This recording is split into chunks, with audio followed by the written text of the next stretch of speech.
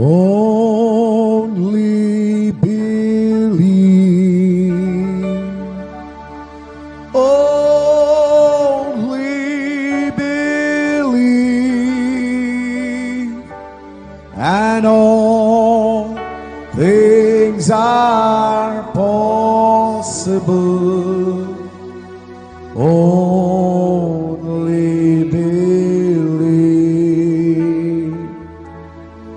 My Lord, I believe. Yes, I believe. My Lord, I believe Amen. that all things are possible. My Lord, I believe. And we all believe. My Jesus is here. My Jesus is here. And all things are possible. My Jesus is here. My Jesus is here. Thank you, Lord. My Jesus is here. And all things are possible. My Jesus is here. Praise lord. అలాగే నిలబడి ఉండగా పరిశుద్ధ గ్రంథము వైపు తిరుగుదాం. పరిశుద్ధ గ్రంథములో నుండి ప్రకటన గ్రంథం 4వ అధ్యాయము 5-6 వచనాలు చదువుదాం. ఆ సింహాసనములో నుండి మెరుపులను, ధ్వనులను, ఉరుములను బయలుదేరుచున్నవి. మరియు ఆ సింహాసనము ఎదుట 7 దీపములు ప్రజ్వరిల్లుచున్నవి. అవి దేవుని 7 ఆత్మలు. మరియు ఆ సింహాసనము ఎదుట స్ఫటికమును పోలిన గాజు వంటి సముద్రం ఉన్నట్టుండెను. ఆ సింహాసనమునకు మధ్యను, సింహాసనము చుట్టూను, ముందు వెనక కన్నులతో నిండిన 4 జీవులు ఉండెను. చాలండి, ప్రార్థన చేద్దాం. స్తోత్రముల ప్రభువా, మహిమగల రాజా, మీకే స్తుతులు స్తోత్రాలు చెల్లించుకొంచున్నాం. ఇప్పటిదాకా నీ ప్రియ బిడ్డల పాటల ద్వారా నేను స్తుతించారు. చప్పట్లు కొట్టుచు, వాయిద్యములు వాయించుచు, కంఠస్వరాల ద్వారా నీకు మహిమను తెచ్చారు ప్రభువా. అతి ప్రాముఖ్యమైన భాగంలోనికి ఇప్పుడు మేము వచ్చి ఉండగా ఈ ఘడియ వాక్యం ఇవ్వండి ప్రభువా. ప్రస్తుత కాలానికి సంబంధించిన వర్తమానం మీరు మాతో మాట్లాడండి ప్రభువా. వాక్యంలో మా స్థానం ఏమై ఉన్నదో మేము చూసుకునే కృప దయచేయమని కూడి వచ్చిన ప్రతి ఒక్క బిడ్డని నీ హస్తాలకు అప్పజెపుతున్నాం ప్రభువా. రావలసిన ప్రియమైన బిడ్డలుంటే త్వరపెట్టి నడిపించండి. వచ్చిన ప్రతి బిడ్డ మీద నీ అభిషేకాన్ని కుమ్మరించమని అయ్యా మీరే కొద్ది నిమిషాలు మాతో మాట్లాడి మహిమ ఘనత ప్రభావాలు మీరు పొందుకోమని నజరేయుడైన యేసుక్రీస్తు నామములో ప్రార్థన చేసి అడిగి వేడుకొనుచున్నాము. ఆమేన్. హల్లెలూయా. కూర్చుందాం.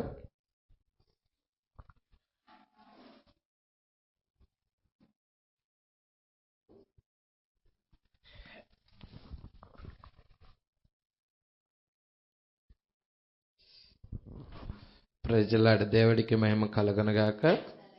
మరి పోయిన వారం మనము ఎక్కడి వరకు చూసాము? ఎవరికైనా గుర్తున్నదా?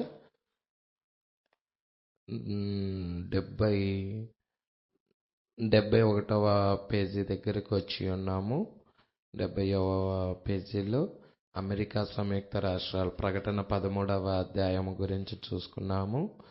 17వ అధ్యాయం వచ్చేసేదలుగా రోమన్ క్యాథలిక్ సంఘం అయి ఉన్నది. వీటి గురించి మనము మాట్లాడుకున్నాము.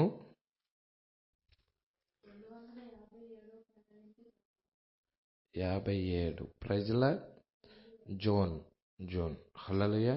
మరి ఇక్కడ మనం చూస్తా ఉన్నాము, ఇవన్నీ చాలా జాగ్రత్తగా గమనించాలని ప్రభు పేరట చూస్తున్నాము. హల్లెలూయా.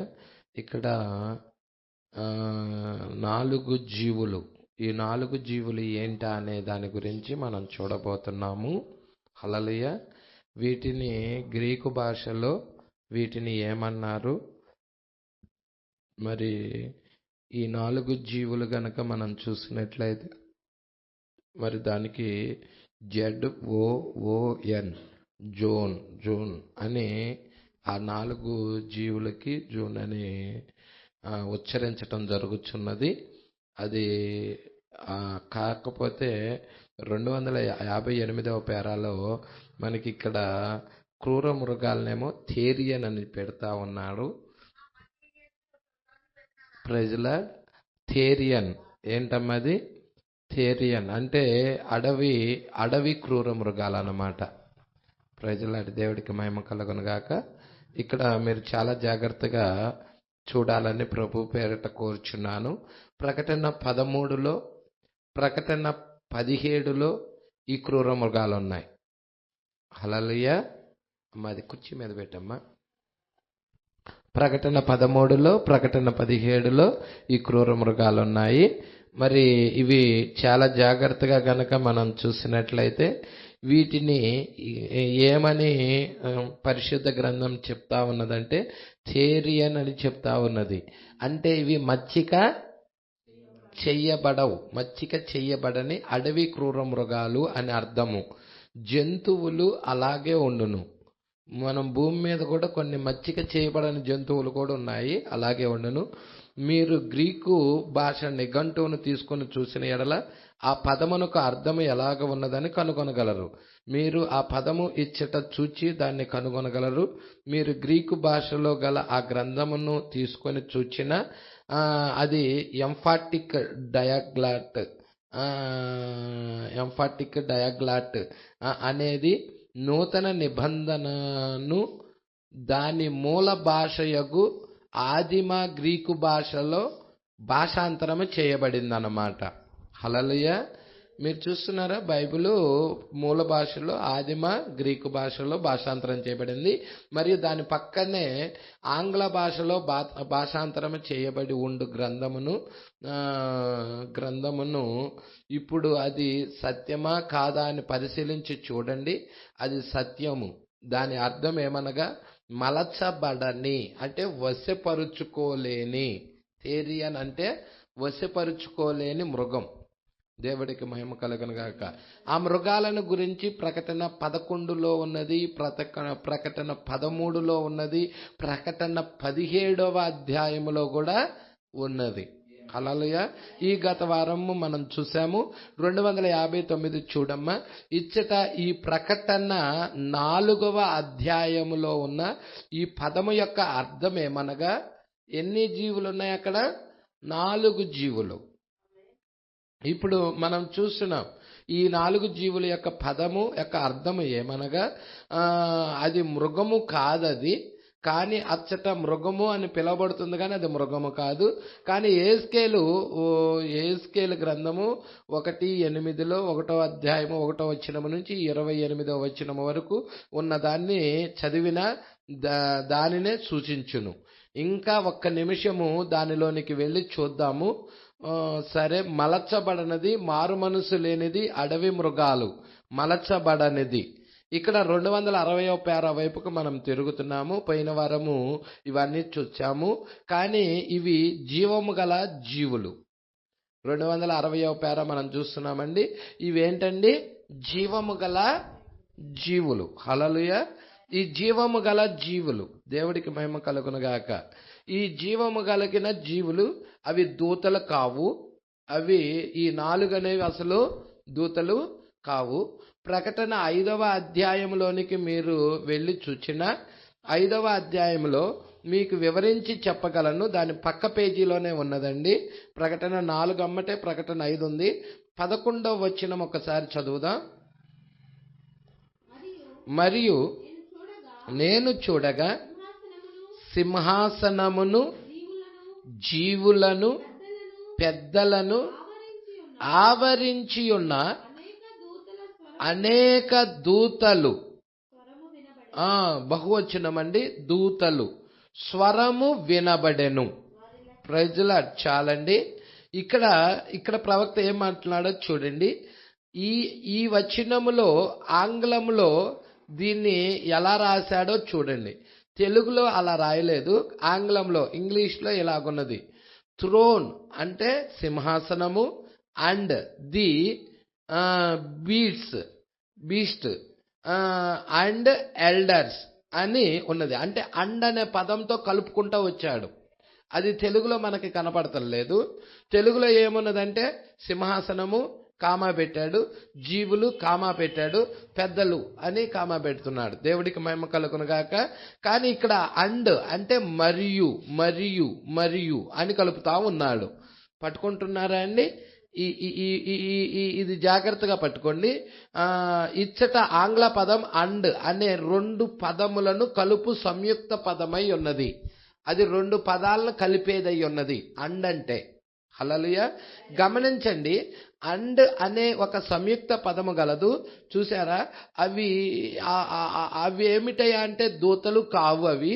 అవి పెద్దలు కూడా కాదు. ఆ 4 జీవులు అనేవి దూతలు, దేవదూతలు కాదు, అవి పెద్దలు కూడా కాదు. వారు సింహాసనం మందున్న జీవము గల జీవులు. హల్లెలూయా. వాళ్ళు సింహాసనం మందున్న జీవము గల జీవులై. దీన్ని ప్రేమిస్తున్నారా మీరు? జీవము గల జీవులు, అవి దూతలు కాదు. ఎట్లనగా సరిగ్గా ఇచ్చట దీన్ని రుజువుపరుచుచున్నది. చూడండి, నేను చూడగా సింహాసనమును మరియు జీవులను మరియు పెద్దలను ఆవరించి ఉన్న అనేక దూతల స్వరము వినబడెను. హల్లెలూయా. ఇచ్చట 3 రకముల వ్యత్యాసమైన వర్గములు ఉన్నాయి. వర్గాలంటే 3 విభిన్నమైనవి.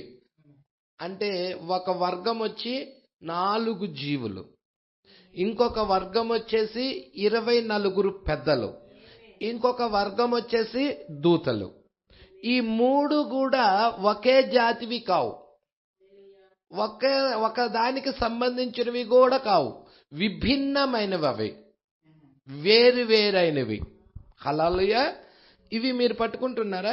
ఇక్కడ 3 రకాల వ్యత్యాసమైన వర్గాలు కలవు. ఇచ్చట ఉన్న ఈ విధానమును మీరందరూ గుర్తించుకోవాలని నేను నమ్ముచున్నాను. ఇప్పుడు దీన్ని మీకు చూపించాలని నేను కోరుచున్నాను. ఇచ్చట దానిలో వ్యత్యాసమైన 3 వర్గాలు ఉన్నాయి. సింహాసనం ఉన్నది. సింహాసనము చుట్టూ ఏముంది? 4 జీవులు ఉన్నాయి. దాని చుట్టూ ఏమున్నాయి? 24 పెద్దలు ఉన్నారు. దాని చుట్టూ ఏమున్నాయి? దూతలు ఉన్నాయి. ఇది పరలోకపు నమూనా. 3 విభిన్నమైన వర్గాలు. హల్లెలూయా. ఇక్కడ మీరు జాగ్రత్తగా చూడండి. దానిలో 3 వ్యత్యాసమైన జీవులు. ఇప్పుడు గమనించండి, సింహాసనము చుట్టూ ఉన్నాయి 3 వ్యత్యాసమైన జీవులవి. హల్లెలూయా. ఇచ్చట సింహాసనము కలదు. సింహాసనం మీద ఆసీనుడై ప్రభువారు ఉన్నారు. ఇచ్చట మొదటిగా సింహాసనము యొద్ద ఏం కనబడతా ఉన్నాయి? 4 జీవము గల జీవులు కనబడుతున్నాయి. హల్లెలూయా. ఏంటండి అవి? 4 జీవము గల జీవులు. Praise lord. వాటికి వెలుపల, అంటే వాటికి కొంచెము వెలుపల 24 పెద్దలు, వారు ఈ విధముగా సింహాసనాల్లో కూర్చొని ఉన్నారు. అంటే వారి సింహాసనాలు కొంచెము చిన్నవిగా, సింహాసనమునకు కొంచెము క్రిందగా వేయబడి వాటిపై వారు ఆసీనులై ఉన్నారు. హల్లెలూయా. ఈ 24 పెద్దలు, వాటన్నిటి చుట్టూ గొప్ప దూతల యొక్క సమూహం ఉంది. హల్లెలూయా. ఆ సింహాసనము చుట్టూ నిల్చున్నారు. వాళ్ళు నేనేమి చెప్పుచున్నానో మీకు అర్థమవుతున్నది అనుకుంటా. ప్రతి ఒక్కరూ వేరు వేరు వర్గమునకు చెందినవారు. ప్రతి ఒక్కరు కూడా ఒకే వర్గము వారు కాదు, వేరు వేరు వర్గమునకు చెందినవారు. ఇచ్చట దూతలున్నారు, ఇచ్చట పెద్దలున్నారు, ఇచ్చట జీవము గల జీవులున్నాయి. ప్రతి ఒక్కటి కూడా వేరు వేరు దానికి సంబంధించినవి. హల్లెలూయా. ప్రతి ఒక్కటి కూడా వేరు వేరు దానికి సంబంధించింది. ఒక్క నిమిషము దాని నుండి కొంచెం ప్రక్కకు వద్దాం. ఈ జీవము గల జీవులను గురించి మీరు అలాగే ఒక్క నిమిషం పట్టుకొని ఉండండి. అవి దూతలు కాకపోతే కాని ఎడల, విమోచించబడిన మనుషులు కూడా కాని ఎడల అవి ఏమై ఉన్నవి? అవి దేవదూతలు కావు. సరే పోనీ విమోచించబడిన మనుషులు అంటారా? వారు కారు. మరి అవి ఏమై ఉన్నాయి? హల్లెలూయా. అవి దూతలు కాని ఎడల, అవి విమోచించబడిన మనుషులు కాని ఎడల మరి అవి ఏమై ఉన్నాయి? అవి దేనికి చెందినవి? మీరు దీనిని తెలుసుకుంటూ ఇష్టపడుతున్నారా? దీనిపై నా వ్యాఖ్యానం ఇదే సరి అని నేను నమ్ముచున్నాను. అదే సరని నేను విశ్వసిస్తున్నాను. అవి దేవుని సింహాసనమును కావలి కాయుచున్న దేవుని యొక్క కాపలాదారులు. ఈ నాలుగేంటండి? దేవుని యొక్క సింహాసనాన్ని కావలి కాయుచున్న దేవుని యొక్క కాపలాదారులు వాళ్ళు. Praise the lord. ఇది జాగ్రత్తగా మీరు పట్టుకున్నట్లయితే చాలా విషయాలు మీకు అర్థమవుతాయి. హల్లెలూయా. ఇక్కడ మీరు జాగ్రత్తగా చూడండి. దేవుని యొక్క కాపలా. ఇప్పుడు ఇచ్చట ఉన్న దీనిని కొంచెము చెరిపివేయుచున్నాను. ఇప్పుడు ఇవి దూతలు కాదు, మరియు మనుష్యులు కూడా కాదు. ఈ నాలుగు జీవులు అనేవి దూతలు కావు, మనుష్యులు కూడా కాదని మీరు గమనించవలెను. అవి పోని దూతలు కాదు, మనుషులు కాదు, మరి అడవి మృగాల? అవి అడవి మృగాలు కూడా కాదు. హల్లెలూయా. అవి అడవి మృగాలను ఏమన్నారు? థేరియన్ అన్నారు కదా. థేరియన్ కూడా కాదు. Praise the lord. మరి వీటికేంటి? Living creatures. Hallelujah. Living creatures అన్నమాట ఇవి. దేవుడికి మహిమ కలుగును గాక. ఇక్కడ మీరు చాలా జాగ్రత్తగా మీరు పట్టుకోవాలి. అడవి మృగాలు కూడా కావు. అవేంటి? లివింగ్ క్రీచర్స్ అంటే జీవము కలిగిన జీవులు. నేను 265వ పేరా వైపు తిరుగుచున్నాను. మీ దగ్గర ఉంటే జాగ్రత్తగా చూడండి. 265.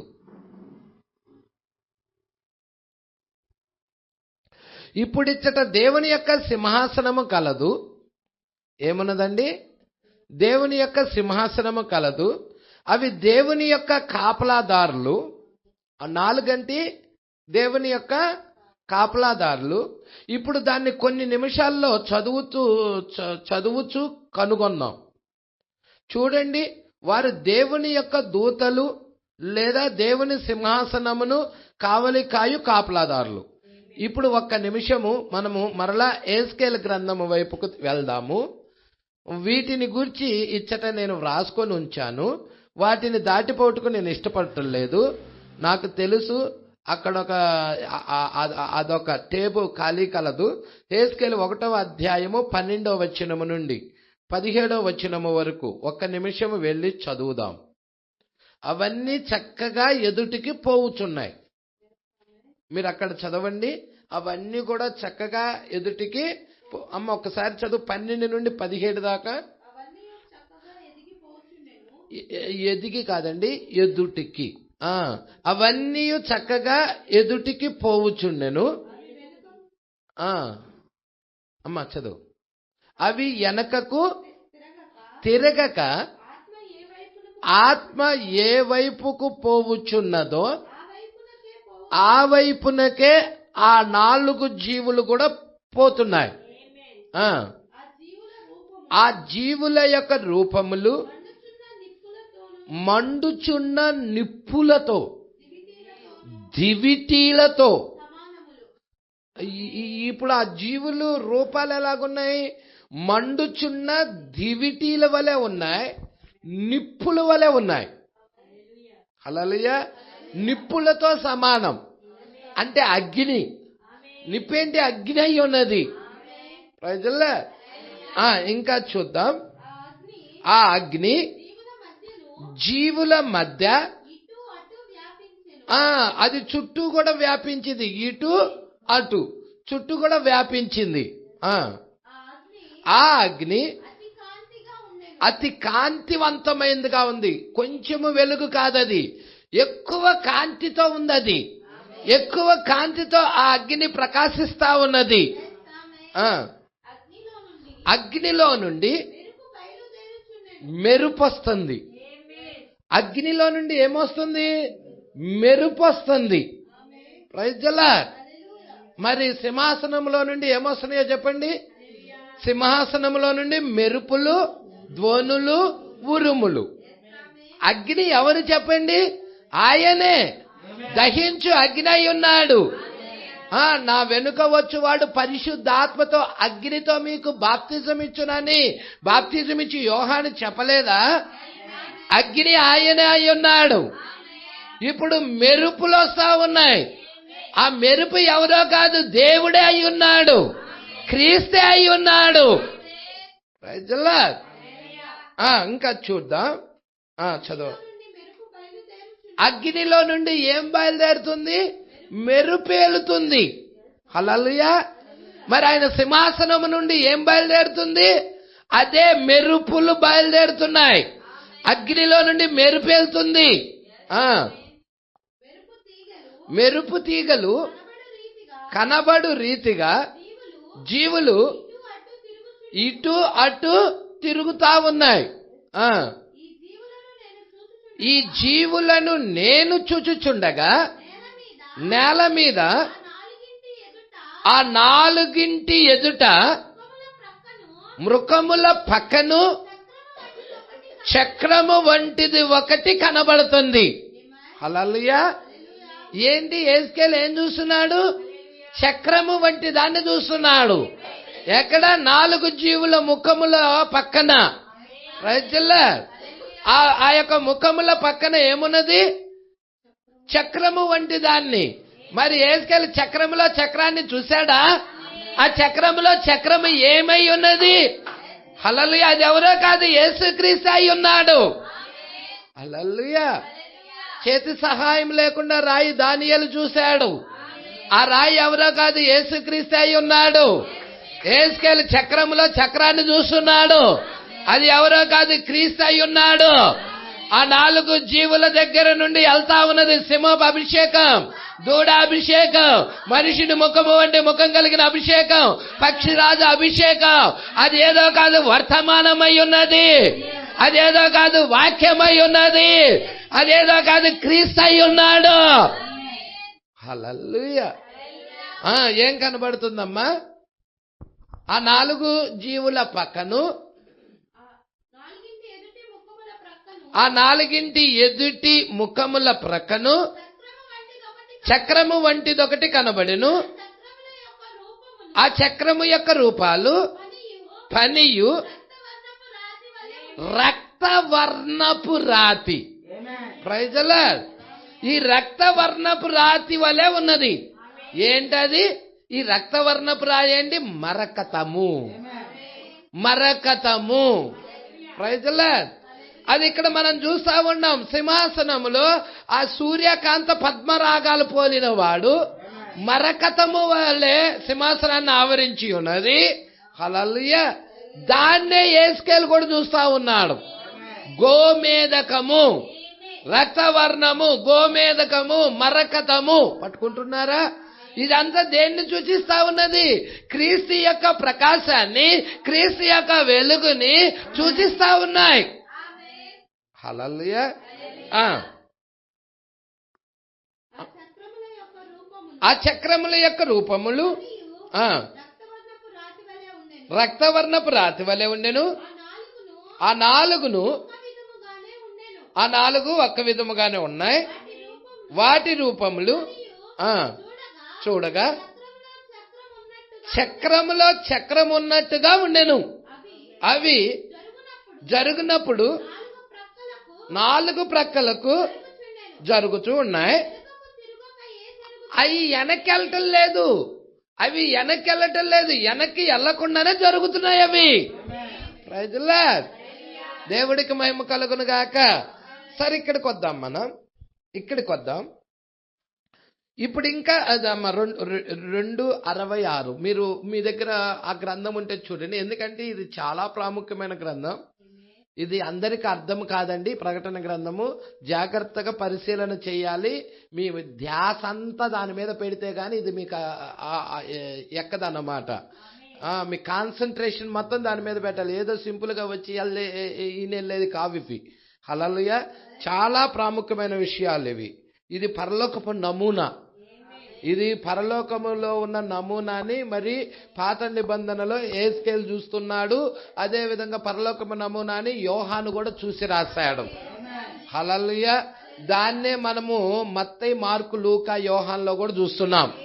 హల్లెలూయా. ఇక్కడ జాగ్రత్తగా చూడండి. ఇప్పుడు కొంచెం ముందుకు వద్దాము. 2:66. ఇప్పుడు ఇంకా కొన్ని నిమిషాల్లో మనం దాన్ని చూస్తాము. ఇచ్చటున్న 7వ వచనం మీరు గుర్తించుకొని అన్నాడు. ప్రకటన 7 చదవమ్మా. ప్రకటన 4:7. మొదటి జీవి సింహము వంటిది, రెండవ జీవి దూడ వంటిది, మూడవ జీవి మనుషుని ముఖము వంటి ముఖము కలిగినది, నాలుగవ జీవి ఎగురుచున్న పక్షిరాజు వంటిది. ఇక్కడ ఇవి 4 జీవులను చూస్తా ఉన్నాడు. ఎవరు? యోహాను. అప్పటికి ఎత్తబాటు అయిపోయింది. 4వ అధ్యాయము 1వ వచనంలోనే ఇక్కడికి ఎక్కి రమ్మన్నప్పుడే ఎత్తబాటు జరుగుతుంది. మరి 7వ వచనం దగ్గరికి వచ్చేసేదానికే అయిపోయింది. అంటే జీవులు కదలటం లేదు. అక్కడ సింహాసనం చుట్టూ ఉండటం చూస్తున్నాడు. కానీ ఇక్కడ ఏస్కేలు చూస్తున్నప్పుడు ఆ యొక్క జీవులు ఎక్కడున్నాయంటే పరలోక సింహాసనం దగ్గర కాదు, అవి సంఘంలో పనిచేస్తాం చూస్తున్నాడు. అంటే ఆయన 7 దీప స్తంభాల మధ్య పనిచేస్తూ చూస్తున్నాడు. ఆ 4 జీవులు ఇక్కడ భూమి మీద చూస్తున్నాడు. సంగమా పట్టుకుంటున్నారా? ఇప్పుడు ఆత్మ ఎటు కదులుతుందో జీవులు కూడా అటే కదులుతున్నాయి.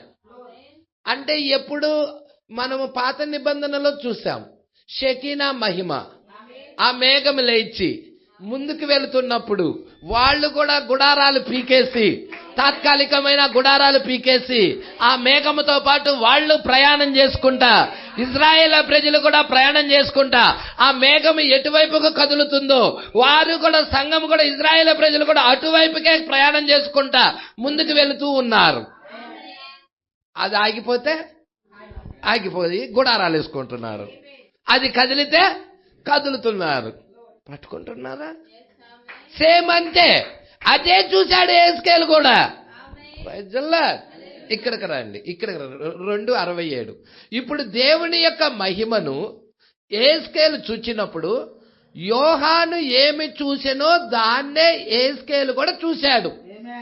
యోహాను చూచిందే ఏస్కేలు కూడా చూచాడు.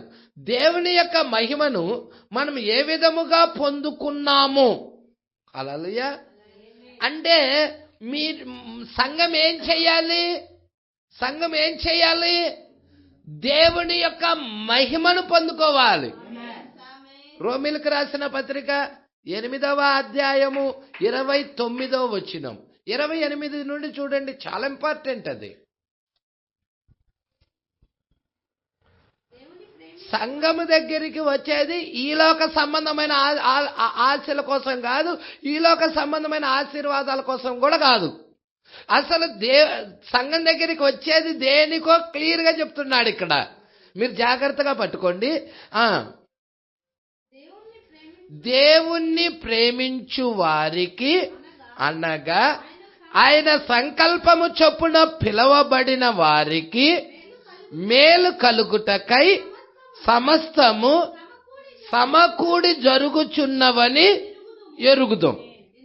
ఎందుకనగా చాలా జాగ్రత్తగా పట్టుకోండి.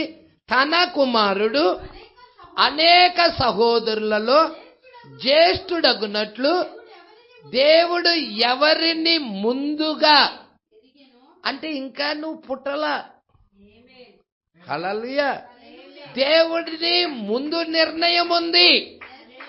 దేవుడు ముందుగా ఎవరినో కొంతమందిని ఎరిగాడు.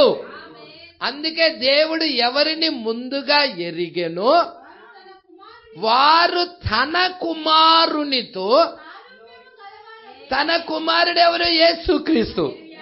యేసుక్రీస్తుతో సారూప్యము గలవారగుటకు, అంటే యేసుక్రీస్తు యొక్క క్రియలు జరిగించటానికి, యేసుక్రీస్తు యొక్క ఆ గుణ లక్షణాలను ప్రత్యక్షపరచటానికి దేవుడే ముందుగా కొంతమందిని ఏర్పాటు చేసుకున్నాడు. ప్రజల ఆ కుమారునితో సారూప్యము, ఆయన రూపము మనము కూడా పొందుకోవాలని, ఆయన గుణ లక్షణాలు మనము కూడా కలిగి ఉండాలని, క్రీస్తు వలె మనము కూడా ఉండాలని. హల్లెలూయా.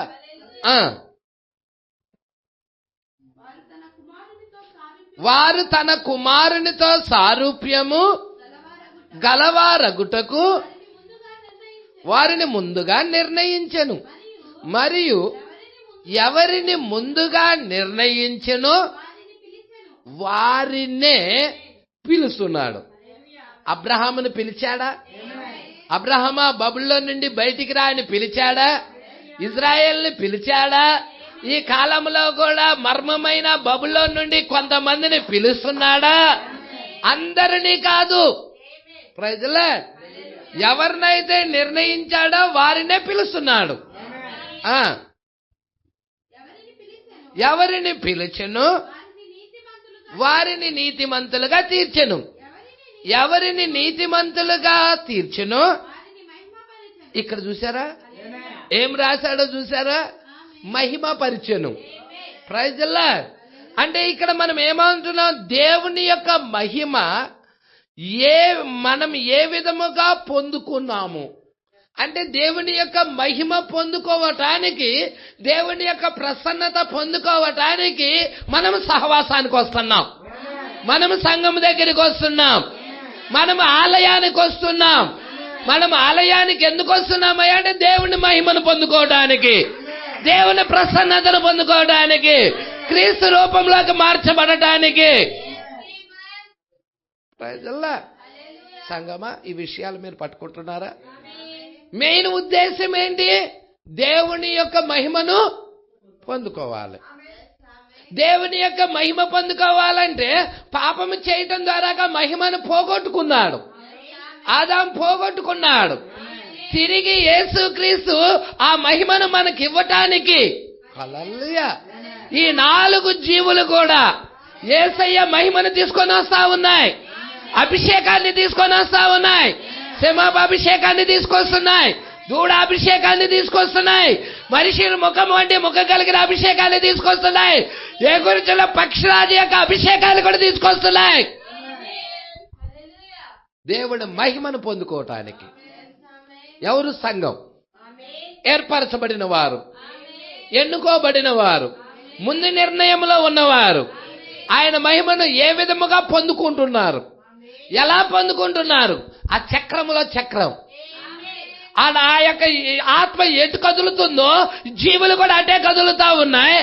ఈ జీవులతో పాటు సంఘము కూడా అటే ప్రయాణిస్తా ఉన్నది.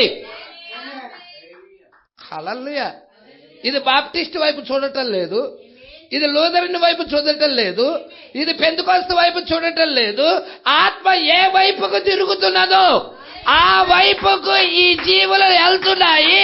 ఈ జీవులతో పాటు ఎన్నుకోబడిన వ్యక్తి కూడా ప్రయాణిస్తున్నాడు.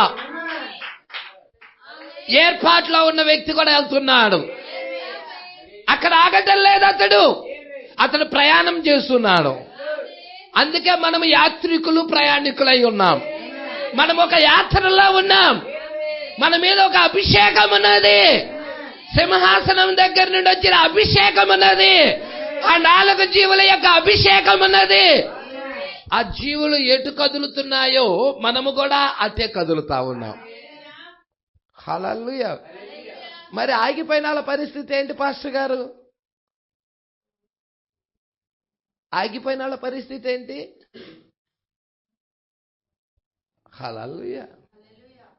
వాళ్ళు ఆగిపోయిన వాళ్ళు అక్కడే ఆగిపోయారు. దేవుడికి మహిమ కలుగును గాక. వాళ్ళు సమస్తగా మారిపోతారు. వారు లోకములో కలిసిపోతారు. హల్లెలూయా. ప్రయాణం చేసుకుంటా వెళ్ళిన వాడు జీవ కిరీటాన్ని పొందుకుంటాడు. హల్లెలూయా. సరే, కొంచెం ముందుకు చూడండి. దేవుని యొక్క మహిమను మనం ఏ విధముగా పొందుకున్నామో మరియు తన మహిమను ఫోటో రూపమున మనతో కూడా తీయబడినట్లుగా ఏ విధముగా ఆయన చేసెనో. ఏంటి? దేవుడు ఫోటో తీయించుకున్నాడా? ఏ కాలంలో దేవుడు ఫోటో రూపములో కూడా తీయబడ్డాడు? మరి ఈ కాలంలో ఫోటో రూపంలో వచ్చింది అగ్నిస్తంభం. మన కాల ప్రవక్త దగ్గరికి అగ్నిస్తంభం వచ్చినదా? దేవుడు ఫోటో తీయబడ్డాడా? మన కాలంలో విజ్ఞాన శాస్త్రము కూడా ఫోటో తీసింది మేఘాన్ని. అది ఎన్ని మైళ్ళు ఎత్తండి? 26 మైళ్ళ ఎత్తులో. 26 మైళ్ళ ఎత్తులో, భూమి నుండి 26 మైళ్ళ ఎత్తులో ఉన్నది ఫోటో తీశారు. ఆ యొక్క ఫోటో తీసి ఎక్కడ పెట్టారు? మనం చూసాం కదండి. ఎక్కడ పెట్టారు? అది వాషింగ్టన్ డీసీలో. ఆ మత నాయకులు, హల్లెలూయా, అమెరికాలో ఆ మత నాయకులు పెద్ద చరిత్రకారులు పెడుతున్న దాంట్లో దీన్ని కూడా ఇది అతీతమైన మేఘము, అతీతమైన కార్యము అని తీసుకెళ్లి దానిలో పెట్టేశారు. హల్లెలూయా. పట్టుకుంటున్నారా? ఈ విషయాలు జాగ్రత్తగా పట్టుకుంటున్నారా? మన కాలంలో ఆయన ఫోటో కూడా తీయబడ్డాడు. సైన్స్ డెవలప్ అవుతా ఉంది. ఇక్కడ మీరు పట్టుకోండి. ఫోటో రూపమున మనతో కూడా తీయబడినట్లుగా ఏ విధముగా ఆయన చేసెనో గత ఆదివారం మనం చెప్పుకున్న విషయం మీకు గుర్తుంది కదా? అది మీకు జ్ఞాపకం ఉన్నదా? దేవుని యొక్క మహిమను యేస్కేల్ చూచినట్లుగానే యోహాను కూడా అలాగే చూశాడు. ఈ దినమున అది ఇచ్చట ఉన్నది. ఆ దేవుడి మహిమ ఇప్పుడు ఎక్కడున్నది? ఇప్పుడు ఆ దేవుని మహిమ ఈ రోజు ఎక్కడున్నది? ఈ రోజు భూమి మీద ఆయన ఎన్నుకోబడిన ఆయన సంఘంలో, ఆయన బిడ్డల మధ్య ఆ దేవుని మహిమ కదిలాడుతా ఉన్నది. హల్లెలూయా అంటున్నాడు. జాగ్రత్తగా పట్టుకోండి అమ్మా. ఇది ఈ ఎరగాలంటే ప్రార్థనలో ఉండాలండి. మీరు అయ్యా సంగతులు గ్రహింపియ్యటానికి నాకు దయచేయవా అని దేవుడి దగ్గర కన్నీరు విడిచి ప్రార్థించాలి. మరి ఇవి ఈ సంగతులు ఎలాంటి సంగతులో తెలుసా? ఇది నీ దేహాన్ని మార్చి ఎత్తబాటులోకి తీసుకెళ్లే సంగతులు. ఈ లోక సంబంధమైన సంగతులు కావివి. ఏదో స్వస్థత గురించి కావివి. హల్లెలూయా. ఇవి పరలోకపు సింహాసనము గురించిన సంగతులు. ఇవి సామాన్యమైన విషయాలు కావివి. అందుకే పెద్ద ప్రవక్తలు వీటిని చూశారు. హల్లెలూయా. మరి ఈ చివరి దినాల్లో ఆయన కొంతమందితో సహవాసం చేయటానికి నిత్యత్వము కాలములోకి దిగొచ్చి కొద్దిమంది వ్యక్తులతో సహవాసం చేయటానికి ఇష్టపడుతున్నాడు. ఇక్కడ చూద్దామ్మా, జాగ్రత్తగా పట్టుకోండి. ఇప్పుడు ఈ భూమి మీద ఆ విధముగానే, హల్లెలూయా, ఇక్కడ చూస్తున్నారా అండి? కావున యేస్కేల్ కాలంలో యేసుక్రీస్తు మారనవాడుగా ఎట్లున్నాడో, హల్లెలూయా, యేస్కేల్ కాలంలో యేసుక్రీస్తు మారనవాడిగా ఎట్లున్నాడో ఇప్పుడు కూడా ఈ భూమి మీద ఆ విధముగానే ఈ దినమున అదే దేవుడు ఇచ్చట మనతో ఉంటూ, ఆ మారని దేవుడు మనతో ఉంటూ అదే విధముగా ఆయన నిన్న నేడు నిరంతరం ఏకరీతిగా ఉన్నాడు. హల్లెలూయా. ఆయన ఉండినవాడును ఉన్నవాడును రాబోవాడుగాను ఉన్నాడు. అంతరాత్మకు శరీరమునకు ఆత్మ ప్రాణమునకు ప్రవేశించు ద్వారమైన వాక్యమనే ఇత్తడి సముద్రము. ఇప్పుడు నీలోకి వెళ్ళటానికి ఒకే ఒక్క మార్గం. దేవుడు ఒక వ్యక్తిలో ప్రవేశించటానికి ఏర్పాటు చేయబడిన ఒకే ఒక్క మార్గం ఇత్తడి గంగాళం. ఇత్తడి గంగాళం స్ఫటికము వంటి సముద్రం. దాని ద్వారా మాత్రమే నీ ఆత్మలోకి వెళ్ళగలుగుతాడు, నీ ప్రాణంలోకి వెళ్ళగలుగుతాడు, నీ శరీరం దగ్గర మీద కూడా రాగలుగుతాడు. నీ శరీరంలో ఉన్న స్వస్థత ఆయన ఇస్తున్నాడు, నీ ఆత్మకు కూడా స్వస్థత ఇస్తున్నాడు, నీ ప్రాణంలో వచ్చి నివసించాలని ఇష్టపడుతున్నాడు. దేని ద్వారా? ఆ ఇత్తడి గంగాళం. ఏంటి ఆ ఇత్తడి గంగాళం? వేరుపరుచు జలములు. హల్లెలూయా. ఎంత ఇంపార్టెంటో చూడండి ఈ విషయము. హల్లెలూయా. అందుకే ఇక్కడ అంటున్నాడు, శరీరమునకు అంతరాత్మకు ప్రాణానికి ప్రవేశించు ద్వారమైన వాక్యమనే ఇత్తడి సముద్రము గంగాళముగా ఆయన ఉన్నాడు. ఆయనే ఇత్తడి గంగాళముగా ఉన్నాడు. హల్లెలూయా. వేరుపరుచు జలములు ఆయనే, వాక్యమే. Praise the lord. సంగమా పట్టుకుంటున్నారా? మన అంతరాత్మను శుద్ధీకరించటానికి, పరిశుద్ధాత్మతో మనలని ఆయన నింపటానికి ఆయన వేరుపరుచు జలములుగా ఉన్నాడు. మరి ఎంతమందికి పరిశుద్ధాత్మ కావాలో, ఎంతమంది పరిశుద్ధాత్మ కొరకు ఆశ గని ఉన్నారో? హల్లెలూయా. ఏమి ప్రభువా, మేము అయ్యా నీ ఆత్మ కొరకు ఆశ గని ఇక్కడికి వచ్చామయ్యా, నీ అభిషేకం మాకివ్వయ్యా, నీ ఆత్మ నింపుదల మాకివ్వయ్యా అని నువ్వు దేవుడి దగ్గర కన్నీరు విడిచి రోదించాలి. అర్థమవుతుందా? వాక్యాన్ని పరీక్షించటానికి కూర్చోకూడదు. ఏమన్నా విఐపీలా ఏంటి వాక్యాన్ని పరీక్షించడానికి కూర్చోటానికి? మనమే పాపులం, దౌర్భాగ్యులం. ఆ వాక్యాన్ని పరీక్షించటానికి ఎవడవి, ఎంతటి వాడివి, ఎంతటి దానివి? హల్లెలూయా. మనము వాక్యాన్ని పరీక్షించడానికి కూర్చోకూడదు. వాక్యం ద్వారా కడగబడటానికి, వాక్యము ద్వారా శుద్ధి కాబడటానికి. అయ్యా ద్రోహులమయ్యా, పాపులమయ్యా, ఆయన్ని కూర్చోవాలి. కొంతమంది వచ్చి ఏం చెప్తాడో చూద్దాం పరీక్షిస్తడానికి వస్తారు. నో నో నో, అది కరెక్ట్ ఆత్మ కాదు, అది దేవుడి దగ్గరికి వెళ్ళేది కూడా కాదు. హల్లెలూయా. ఎప్పుడు వాక్యాన్ని పరీక్షించొద్దు. హల్లెలూయా. వాక్యాన్ని నమ్ము. వాక్యాన్ని నువ్వు నమ్ముచున్నావా అన్నాడు అంతే.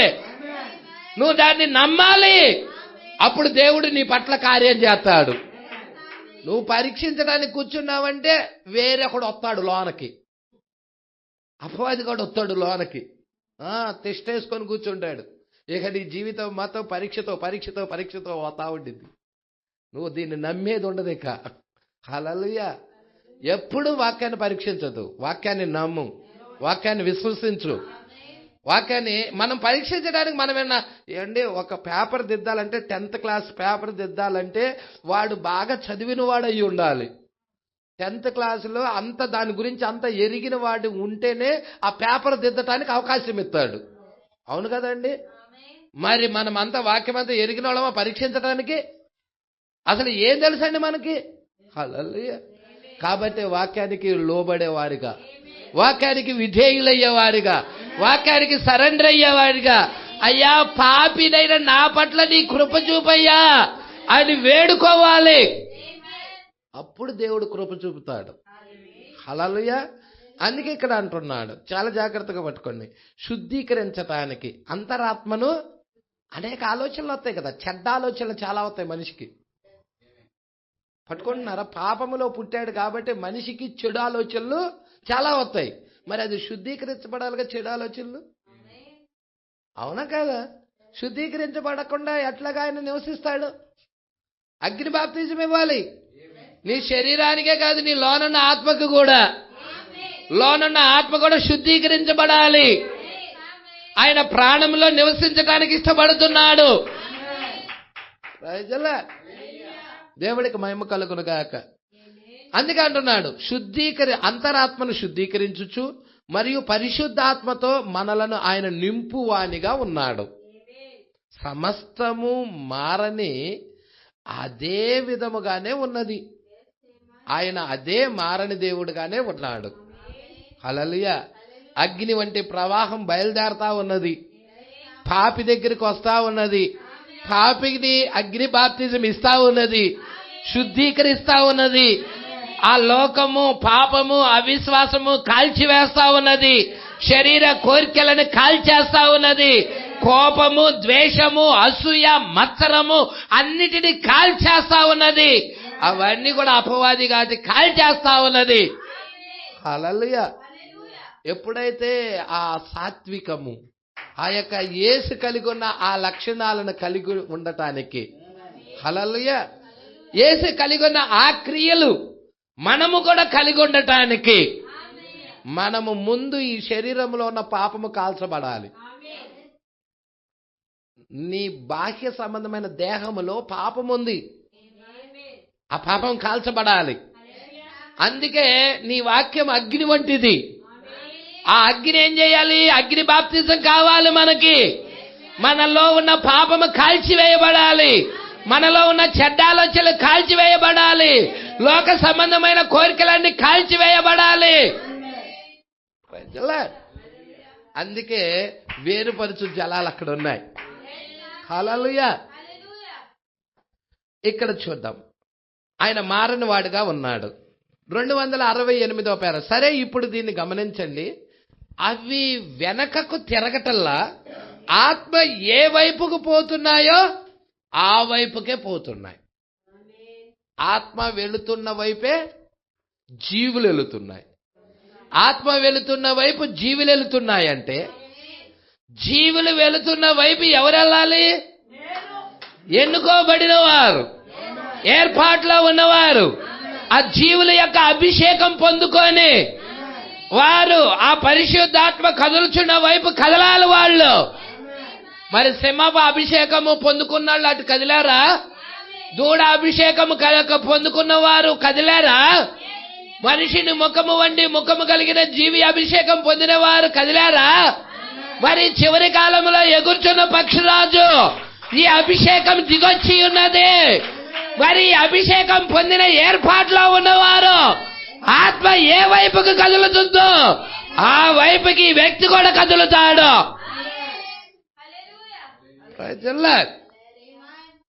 అవి వెనకకు తిరగలేకపోవచ్చున్నవి, అవి వెనకెళ్ళాయి కాదు. హల్లెలూయా. అవి ఈ వైపుగా వెళ్ళినట్లయితే అవి ఒక మనుషుని వలె వెళ్ళుచున్నవి. ఈ పక్కగా అవి వెళ్ళినట్లయితే అప్పుడు అవి పక్షిరాజు వలె వెళ్ళుచున్నవి. ఈ పక్కగా వెళ్ళినట్లయితే అవి ఎద్దు వలె వెళ్ళుచున్నవి. ఈ పక్కగా వెళ్ళినట్లయితే అది ఒక సింహము వలె వెళ్ళుచున్నవి. హల్లెలూయా. మరి జీవుల యొక్క అభిషేకాన్ని పొందుకున్నది ఎవరు?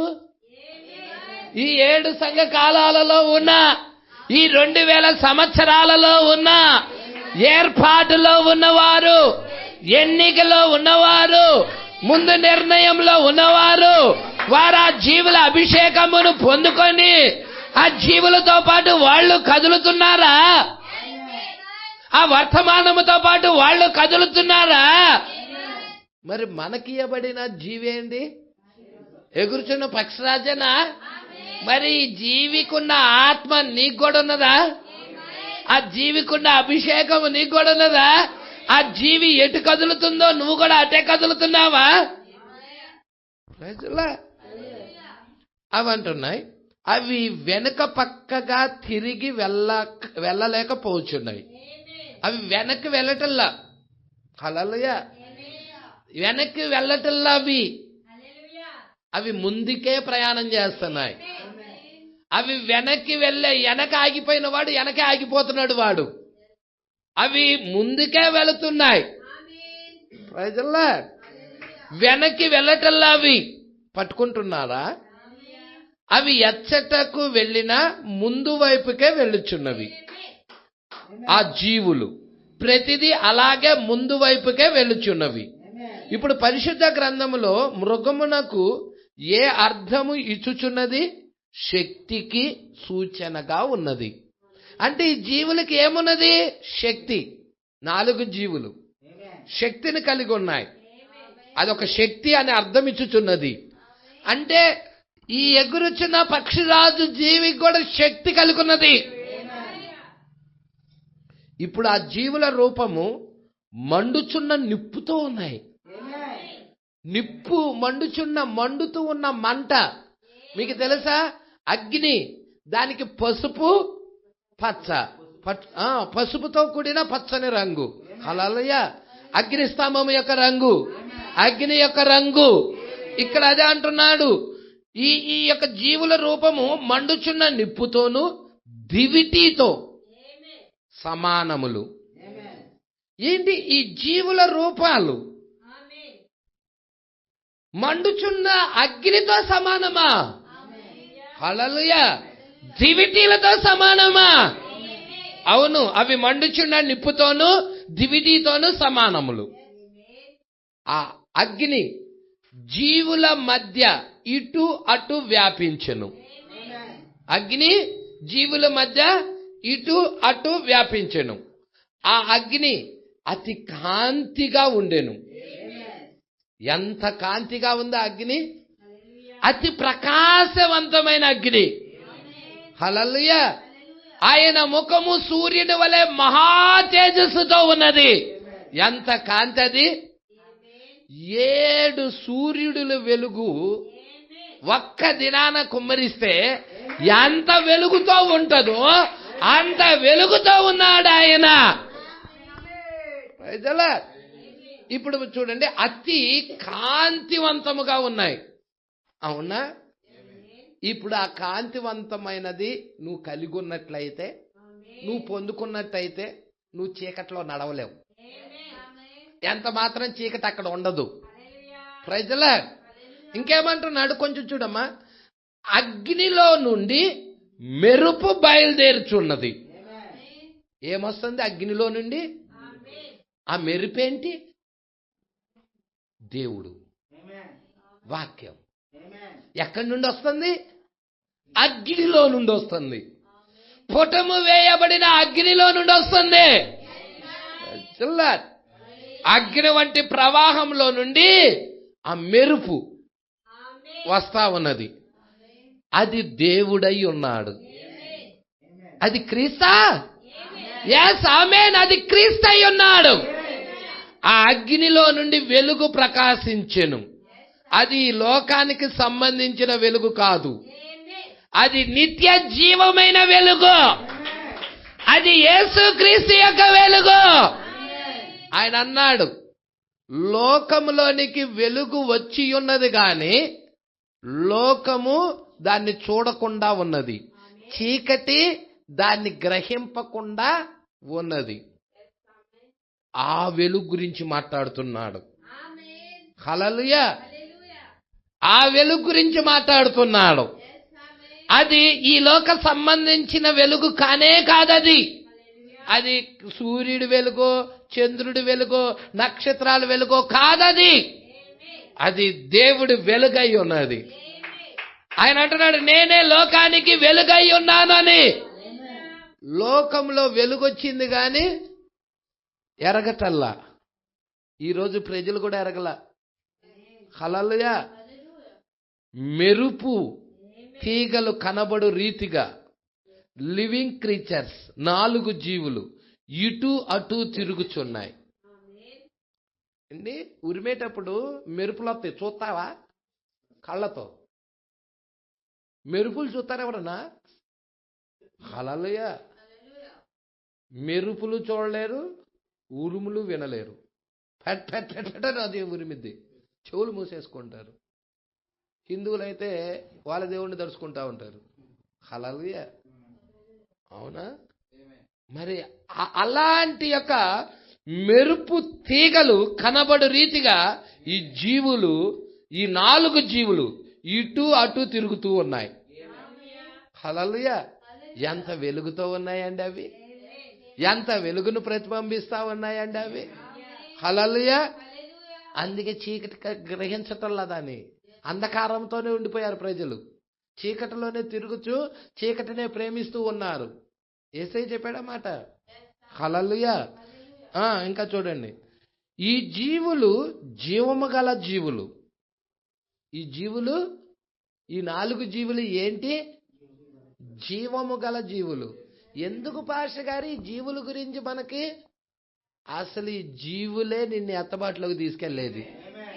ఈ జీవులే నిన్ను అభిషేకిస్తుంది. హల్లెలూయా. ఆ జీవుల మీద ఉన్న అభిషేకమే నీ మీదకి వస్తుంది. మీకు చూసారా సింహపు అభిషేకము?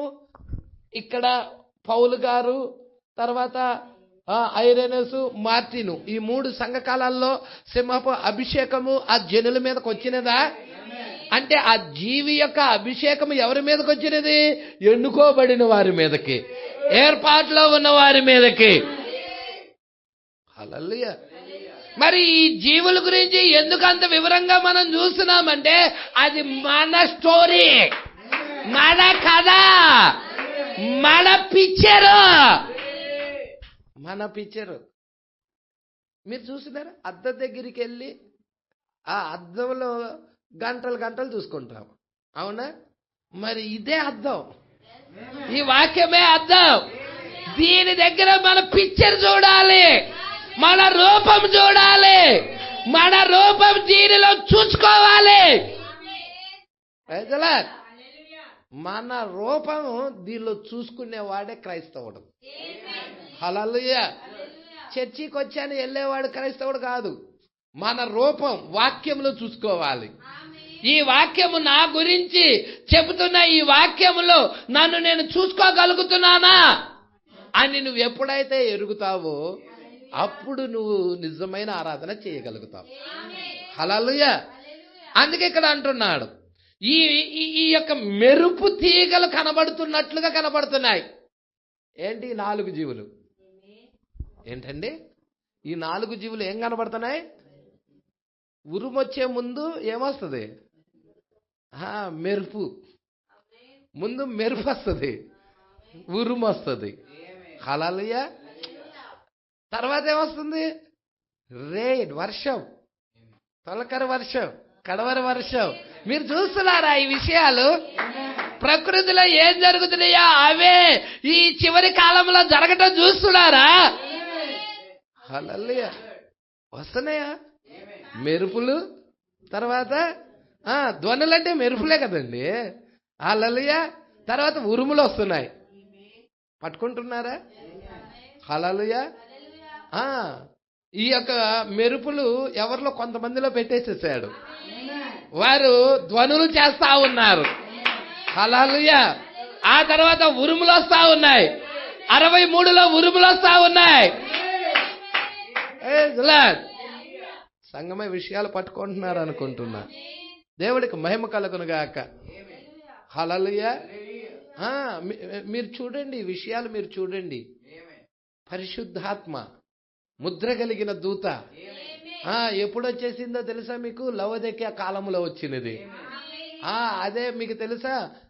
ఓవర్లాప్ టైంలో, ఓవర్లాప్ టైంలో, పెంతెకొస్తు కాలంలో మనం చూస్తా ఉన్నాం. ఓవర్లాప్ అది ఫిలదెల్ఫియా సంఘకాలము, లవోదికయ సంఘకాలం ఓవర్లాప్ అయి ఉన్నది. ఆ ఓవర్లాప్ టైంలో 1918వ సంవత్సరంలో ముద్ర కలిగిన దూత హల్లెలూయా తన వారిని ముద్రించటానికి వచ్చేసింది. 4 జీవులతో చెప్తుంది. అక్కడ 4 జీవులు ఉన్నారు. అక్కడ హల్లెలూయా 4 దూతలు ఉన్నారు. 4 జీవులు కదా, 4 దూతలు ఉన్నారు. ఆ 4 దూతలతో చెప్తుంది ఏంటంటే, మా దాసులను ముద్రించే వరకు ఆగమని ఆ యుద్ధాన్ని ఆపుతా ఉంది. ఎప్పుడు ఆపుతుంది? ఏ సంవత్సరం?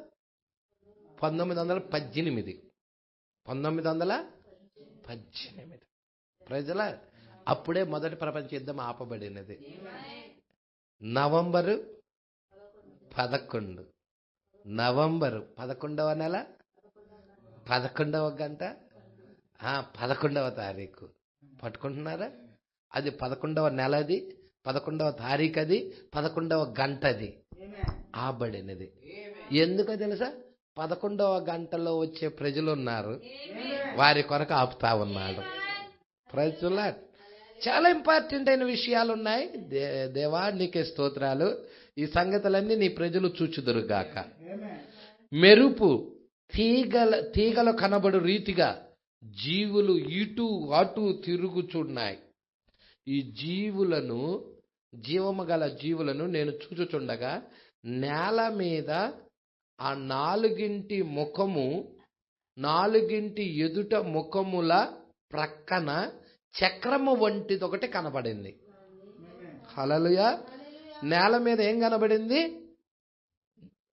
ఈ 4 ఎదుటి ముఖముల ప్రక్కన చక్రము వంటిది ఒకటి కనబడినది. హల్లెలూయా. ఆ చక్రముల యొక్క రూపాలు పనియు ఎట్లా ఉన్నాయంటే రక్తవర్ణపు రాతి వలె ఉన్నాయి. ఆ చక్రము వంటి పని గాని రూపము గాని రక్తవర్ణపు రాతి. ఇక్కడ ఇంగ్లీష్లో దాన్ని ఏమన్నాడంటే BERYL బెరియల్ అని ఆంగ్లంలో ఉన్నది.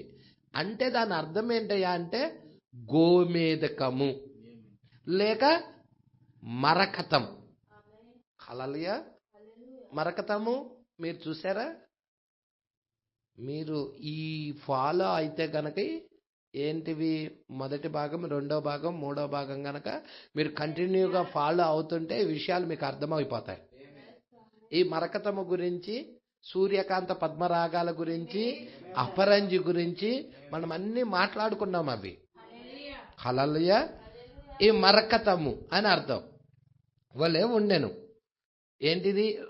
రక్తవర్ణపు రాతి. ఆ చక్రాల యొక్క రూపం ఇలాగుంది. పని రక్తవర్ణపు రాతి వలే ఉండెను. ఆ 4 ఒక పక్కగానే ఉన్నాయి. ఆ 4 కూడా ఒక పక్కగానే ఉన్నాయి. వాటి రూపమును పనియు చూడగా అవి చక్రములో చక్రము ఉన్నట్లుగా ఉన్నాయి. Praise the lord. అవి ఎలాగున్నాయి? చక్రములో చక్రము ఉన్నట్లుగా ఉన్నాయి.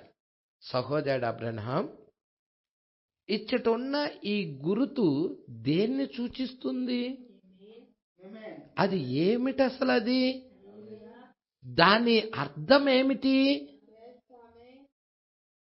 ఈ కాపలాదారులు 4 జీవులు అంటే ఏమని చెప్పావు? కాపలాదారులు. అవునా? ఈ కాపలాదారులు దేవుని యొక్క మందసమును కావలి కాస్తున్నారు. హల్లెలూయా. వాటిని ఎహెజ్కేలు చూచినప్పుడు వాటిల్లో అవి చక్రములు కలిగి తిరుగుచూ ప్రయాణిస్తా ఉన్నాయి. కానీ యోహాను వాటిని చూచినప్పుడు అవి పరలోకములో ఇదివరకే సరిగ్గా వాటి యొక్క స్థానమునకు వచ్చి చేరినవి. ఇక తిరగటల్లా అవి వాటి స్థానంలో చేరినవి వచ్చి. హల్లెలూయా. వాటి స్థానానికి వచ్చి అవి చేరినవి. దేవుని యొక్క మందసము భూమి మీద ఉన్నప్పుడు అవి చక్రముల పైన తిరుగుచూ ఉన్నాయి. దేవుని మందసం భూమి మీద ఉన్నప్పుడు ఆ మందసముతో పాటు అవి తిరుగుతూ ఉన్నాయి. హల్లెలూయా. ఎప్పుడైతే ఇక్కడ మీరు చూడండి, ఇప్పుడు ఆ దేవుడి మందసం ఎవరు? హల్లెలూయా. ఆ ఆలయం ఎవరు? మనమేనా? వధువేనా? అంటే వధువు భూమి మీద ఉన్నంతసేపు ఆ చక్రాలు కూడా తిరుగుతూ ఉన్నాయి. ఆ 4 జీవులు కూడా ఉన్నాయి, ఇక్కడే ఉన్నాయి. హల్లెలూయా. వధువు ఎప్పుడైతే తీసివేయబడినదో, దేవుడి మందసం ఇక్కడి నుండి తీసేయబడుతుందో, హల్లెలూయా, పట్టుకుంటున్నారా? ఇక ఆ చక్రాలు కూడా వాటి స్థానంలోకి వెళ్ళిపోయినాయి. అంటే వధువు పట్ల ఎంత శ్రద్ధ చూసారా? చక్రాలు దిగొచ్చేసాయి. ఆ జీవులు దిగొచ్చేసాయి కావలి కాయటానికి, నీ గురించి శ్రద్ధ వహించడానికి. Praise the lord. సంగమా, విషయాలు జాగ్రత్తగా పట్టుకుంటున్నారా? చాలా ప్రాముఖ్యమైన విషయాలు ఇవి. హల్లెలూయా. సంగమా, ఈ విషయాలు మీరు చూడండి, జాగ్రత్తగా పట్టుకోండి. దేవుని యొక్క మందసం భూమి మీద ఉన్నప్పుడు అది చక్రాల పైన తిరుగుతున్నాయి, అవునా? ఆ మందసము వారు ఒక చోట నుండి మరొక చోటకి తీసుకొని వెళ్తా ఉన్నారు. హల్లెలూయా. అంటే మందసం ప్రయాణిస్తుంటే ఇవి కూడా ఆత్మ ఏ వైపుకు? ప్రభువే ఆత్మ, ఆత్మే ప్రభువు. ప్రభువు ఏ వైపుకు కదులుతున్నాడో ఈ జీవులు కూడా ఆ వైపుకే కదులుతూ ఉన్నాయి. హల్లెలూయా. ఇక్కడ అంటున్నాడు, ఇక్కడ చూడండి, మందసము ఒక ప్రాంతము నుండి మరొక ప్రాంతానికి ప్రయాణిస్తా ఉన్నది. హల్లెలూయా. మీకు తెలుసా సువార్త ఎలా వస్తా ఉన్నదో? ఏ ఏ దేశాలను చుట్టుముట్టి వస్తా ఉందో? యెరూషలేములో ప్రారంభమై, హల్లెలూయా, అది అక్కడ నుండి ఎటువైపుకి వెళ్ళినది? యెరూషలేము నుండి ఐర్లాండ్, ఫ్రాన్స్, ఇంకా హంగేరియా, తర్వాత మరలా జర్మనీ, ఇంగ్లాండ్, అమెరికా. ఎలాగా ప్రయాణిస్తా వస్తుందో చూడండి. ఏ విధముగా అది ప్రయాణిస్తుందో, ఆత్మ ఎలా తిరుగుతుందో దాంతో పాటు జీవులు కూడా కదులుతున్నాయి. హల్లెలూయా. మా అమ్మాయి విషయాలు మీరు పట్టుకుంటున్నారా? ఇవన్నీ మీరు చూడాలని ప్రభు పేరట కోరుచున్నాను. మీకు సంఘకాలాలు చదివితే మీకు అర్థమవుతాయి ఈ విషయాలు. హల్లెలూయా. అందుకే ఇక్కడ అంటున్నాడు, చూడండి, జాగ్రత్తగా చూడండి. హల్లెలూయా. మందసము వారు ఒక చోట నుండి మరొక చోటకి తీసుకొని వెళ్ళుచుండిరి. అనగా మందసము ఒక ప్రాంతము నుండి మరొక ప్రాంతానికి ప్రయాణించుచూ ఉండెను. ఒక ప్రాంతము నుండి, ఒక దేశము నుండి మరొక దేశానికి. హల్లెలూయా. ఆ మందసమును వారు దారి పొడుగున అరణ్యములో గుండా మరియు ఆలయంలోనికి మొదలగు స్థలాలకు తీసుకొని వెళ్ళారు. కానీ ఇప్పుడు అది పరలోకమునకు స్వీకరించబడింది. దాని స్థలం ఎక్కడికి వెళ్ళిపోయింది? ఇప్పుడు పరలోకానికి స్వీకరించబడినది. ఎందుకనగా సంఘకాలము సమాప్తమైనది. సంఘకాలం అయిపోయింది. సంఘకాలము అంటే సంఘకాలము సమాప్తమైందంటే ఈ భూమి మీద లేదు. ఈమె ఎక్కడికి వెళ్ళిపోయినది? ఇక్కడికి ఎక్కి రమ్మని పిలిచాడు. యోహాన్ని ఎలా పిలిచాడో అదే విధముగా ఆర్భాటం వచ్చినది. ప్రధాన దూత శబ్దము, దేవుని బోరలో మనం అక్కడికి వెళ్ళిపోబోతున్నాం. ఆర్భాటం వచ్చిందా? మరి 1963లో వచ్చినది ఆర్భాటమే. అది ప్రభు రాకడే. హల్లెలూయా.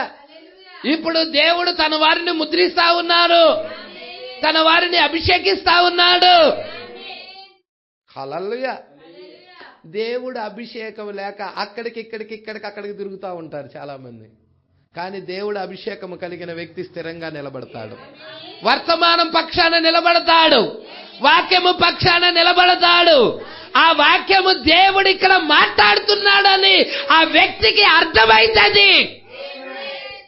అర్థమైందా? ఎస్, అర్థమైంది. నా గొర్రెలు వింటాయి అవి. హల్లెలూయా. అవి లోకము వైపు చూడవు, అధికారుల వైపుకు చూడవు, పెద్ద పెద్ద వాటి వైపుకు చూడవు. ఆయన యేసు వైపే చూస్తాయి, వాక్యము వైపే చూస్తాయి. అందుకే ఇక్కడ అంటా ఉన్నాడు. జాగ్రత్తగా పట్టుకుంటున్నారమ్మా విషయాలు, జాగ్రత్తగా చూడండి. సంఘకాలము సమాప్తమైనది మరియు అది మహిమలోకి స్వీకరించబడింది. ఇప్పుడు మనము మహిమలోకి వెళ్ళిపోయి ఉన్నామంటున్నాడు. హల్లెలూయా. మహిమలోకి స్వీకరించబడింది. అర్థమైందా? ఇప్పుడు అది పరలోకములో స్థిరముగా అమర్చబడి దాని చుట్టూ దూతలున్నారు మరియు అనేక కార్యాలు చుట్టుకొని ఉన్నాయి. ఒక్క దూతలే కాదు, అనేక కార్యాలు చుట్టుకొని ఉన్నాయి అక్కడ. Praise the lord. చూస్తున్నారా? 24 పెద్దలు ఉన్నారా? హల్లెలూయా. అనేక కార్యాలు అక్కడ చుట్టుకొని ఉన్నాయి. కొద్దిసేపు తర్వాత వారు తమ తలల పైనున్న కిరీటాలు తీసేశారు. ఆ 24 పెద్దలు ఏం చేశారండి? తమ తలల పైనున్న కిరీటాలు తీసేసి సాష్టాంగపడి ఆయనకే మహిమను. అమ్మా చదువుతావా? 4వ అధ్యాయము చివర. ఆ 24 పెద్దలు సింహాసనమునందు ఆసీనుడై ఉండువాని ఎదుట సాగిలపడి యుగ యుగములు జీవించుచున్నవానికి నమస్కారము చేయుచు, ప్రభువా మా దేవా, నీవు సమస్తము సృష్టించితివి, నీ చిత్తమును బట్టి అవి ఉండెను, దానిని